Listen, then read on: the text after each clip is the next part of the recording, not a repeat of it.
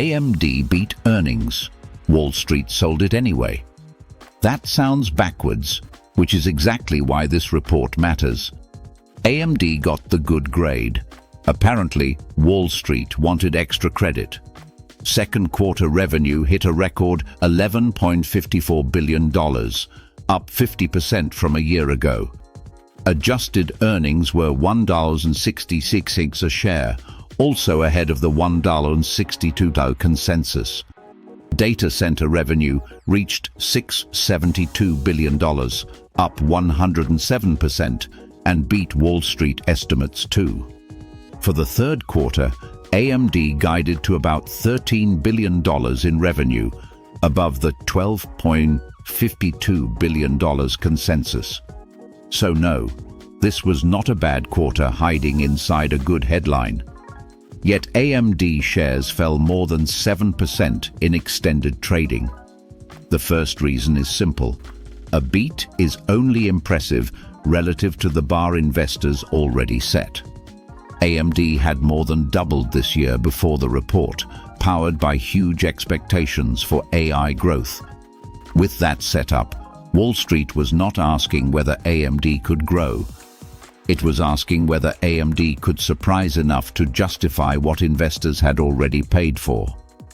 That is how being right on the company can still produce a very awkward portfolio screenshot.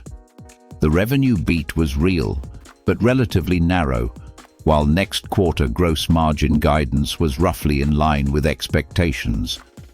That is the earnings season version of getting an A and discovering the class wanted valedictorian. Then another problem arrived from the future, not the income statement. On the same afternoon, SpaceX announced an Nvidia partnership for chips in its Starmind AI-1 orbital compute satellites.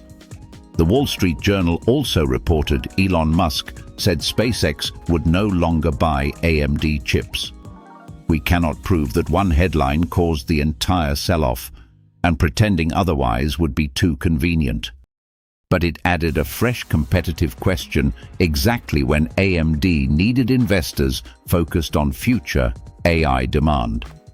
AMD says Helios systems are entering production, while data center sales should accelerate in the second half. So the market is grading more than one quarter. It is grading speed and credibility of the future ramp. Very normal grading system. What confirms it? Weakness that survives pre-market, especially if analysts focus on expectations, margins, or customer competition. What invalidates it is a fast reversal that erases the post-earnings drop before regular trading. The calm verdict is simple. The quarter is surface. The expectation gap is the message. Great companies can report great numbers and still disappoint a stock already priced for something even better.